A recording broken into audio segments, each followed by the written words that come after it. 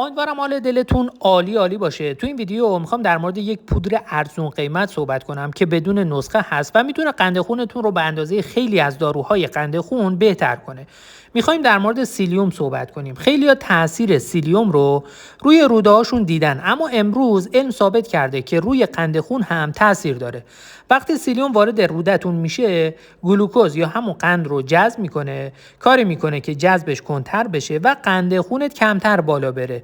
به مرور زمان سطح هموگلوبین A1C بهتر میشه و این به پایین آوردن LDL یا کلسترول بدی که میگن هم کمک میکنه. پس تو این ویدیو میخوام همه چیز در مورد این پودر بهتون بگم، اینکه چطور مصرفش کنین، دوز روزانه چقدر هست و چه زمانی بهتر هست مصرف بشه. اگر تو این کانال باشین، تو این شرایط بد اقتصادی خیلی میتونه بهتون کمک کنه. پس اگر دوست داشتین میتونین کانال ما رو ساب کنین. قبل از اینکه بریم در مورد سیلیوم صحبت کنیم، 3 تا ماده غذایی هست که فوق العاده میتونه بهتون کمک کنه، برای سلامتیتون عالی هست. اگر دیابت دارین، مقاومت به انسولین دارین یا پیش دیابت دارین یا میخواین وزن کم کنین، حتما باید این 3 تا ماده غذایی رو مصرف کنید. هیچ چاره‌ای هم نداریم، باید حتما توی برنامه‌تون باشه. پس قبل از اینکه ما بریم در مورد سیلیوم صحبت کنیم، این 3 تا ماده غذایی رو با هم دیگه صحبت می‌کنیم و در انتهای ویدیو کامل در مورد سیلیوم صحبت می‌کنیم. اولی سرکه هست. برای مدت طولانی ازش به عنوان نگهدارنده استفاده می‌شد، اما امروز می‌دونین که سرکه می‌تونه قند خون رو بهتر کنه.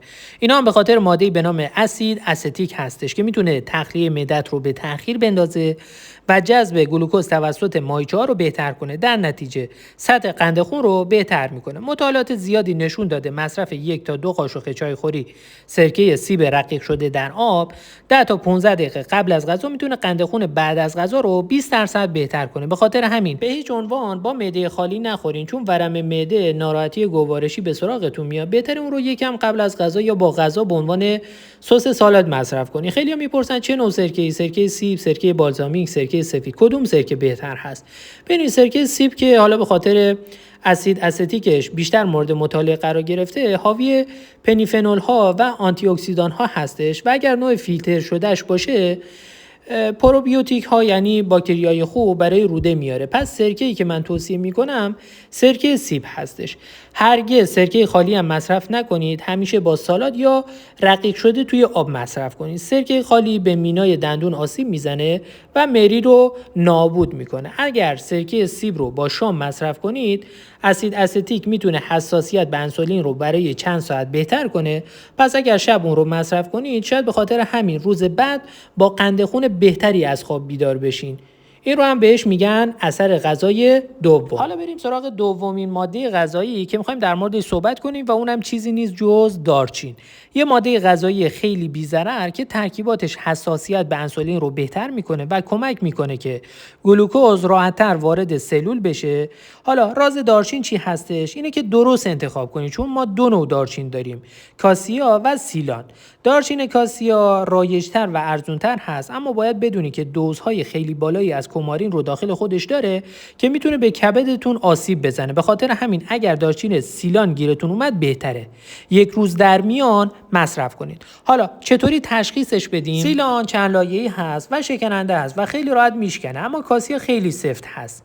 حالا چطوری ما رو استفاده کنیم؟ 1 قاشق چایخوری از دارچین سیلان میتونید در روز استفاده کنید. اگر دیابت دارید، یه صبحونه خوب میتونه این باشه، مثلا 1 لیوان نوشیدنی گیاهی یا 1 لیوان ماست طبیعی با 2 تا 3 تا قاشق چایخوری جو 2 سر. اگر میخوای میتونی در واقع 1 میوه هم روش بذاری و پودر دارچین بپاشی روش. همچنین میتونی شبها پودر دارچین درست کنی تا قند خونت رو بهتر کنی. میتونی به آب هم اضافه کنی یا هر جور دیگه‌ای که دوست داری مصرفش کنی. واقعا دارچین خیلی پرکاربرد هست، پس میتونی هر جور که ترجیح میدی ازش استفاده کنی و دارچین میتونه یک گزینه عالی باشه اگه بخوای وزن کم کنی، چون کمک میکنه هضم کنتر بشه، چون کمک میکنه تخلیه معده هم با تأخیر انجام بشه و باعث میشه برای مدت طولانی تری سیر باشید و دلتون نخواد هله هوله بخورید. علاوه بر این یه شیرینی اضافی به غذا میده، پس خیلی کمتر از شیرین کننده ها استفاده میشه که این هم میتونه کالری اون ماده غذایی رو پایین بیاره. همچنین میتونی برای شیرین کردن چای یا قهوه ازش استفاده کنی و به جای شکر یا عسل جایگزینش کنی. سومین ماده غذایی که وجود داره چای سبز هست. توی آسیا بهش میگن نوشیدنی طول عمر و امروز میدونیم که حساسیت به انسولین رو بهتر میکنه، بهت کمک میکنه که التهاب رو کم کنی و همچنین وزن کم کنی. یه متا آنالیز روی صدها نفر نشون داده که نوشیدن 1 تا 3 فنجون چای سبز در روز میتونه احتمال ابتلا به دیابت نوع 2 رو کاهش بده و همچنین میتونه متابولیسم رو افزایش بده تا بهت کمک کنه وزن کم کنی. ما چای ماچا هم داریم، چون خیلی‌ها میپرسن که مثل چای سبز هست اما خیلی غلیظ‌تر هست. آنتی اکسیدان بیشتری داره، اما باید بدونین که کافئین بیشتری هم داره. پس اگر به کافئین حساسیت دارین یا باعث تبش قلبتون میشه، من بهتون چای سبز پیشنهاد میکنم. اگر چای ماچا رو میتونین تحمل کنین، بهترین گزینه هست که میتونی گیر بیاری و خیلی مهم هست که بدونی هر نوشیدنی که مصرف میکنی، حالا چه چای سبز باشه، چه چای قرمز باشه، چه سیاه باشه، چه ماچا باشه، همیشه دور از وعده‌های غذایی مصرف کنی، چون میتونه با جذب آهن تداخل داشته باشه، مخصوصا اگر کمخونی داشته باشین. غذای اصلیتون رو بخورید، 2 تا 3 ساعت صبر کنید، بعدش میتونین چای مصرف کنید. اما بریم سراغ چیزی که بهتون قولش رو داده بودم، اون پودر ارزون که نیاز به نسخه نداره و توی همه داروخونه‌ها گیر میاد و اون سیلیوم هستش. سیلیوم وقتی توی رودت با آب تماس پیدا میکنه، یه ژل تشکیل میده که گلوکوز رو به دام میندازه و باعث میشه که اینقدر سریع جذب نشه یا حتی یه مقدار کمتری جذب بشه که این باعث میشه قند خونت کمتر بالا بره. آزمایش‌های بالینی نشون داده که مصرف 10 تا 15 گرم سیلیوم در روز که بین وعده‌های غذایی اصلی تقسیم شده باعث میشه قند خون رو بهتر کنه، هموگلوبین A1C رو بهتر کنه و همچنین همونطور که اول ویدیو بهتون گفتم سطح LDL یا همون کلسترول بدی که هستش رو پایین بیاره. یه نکته‌ای که وجود داره، قبل از مصرف یادتون باشه که برای احتیاط با پزشک حتما مشورت کنید. همونطور که گفتم برای پیش دیابت، دیابت نوع 2 و همچنین برای پایین آوردن کلسترول در خون عالی هست. اگر دنبال کاهش وزن هستین اون رو بهتر میکنه، چون برای مدت طولانی سیر نگهتون میداره و روش صحیح استفاده ازش هم ساده هست. یک قاشق چایخوری از سیلیوم توی 1 لیوان آب حل میکنید و قبل از غذا می نوشید. میتونید نصف قاشق چایخوری قبل از نهار توی 1 لیوان آب و نصف قاشق چایخوری قبل از شام توی 1 لیوان آب مصرف کنید.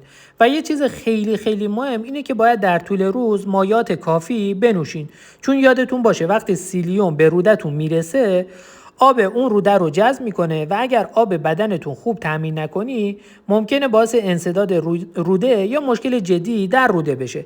پس اون رو با آب کافی بنوشید و توی روز آب بدنتون رو خوب تامین بکنید. و در نهایت تو این کانال باشین قطعا زندگی بهتری دارین و با توجه به شرایط اقتصادی که وجود داره میتونین از هزینه‌های گزاف به شدت جلوگیری کنید.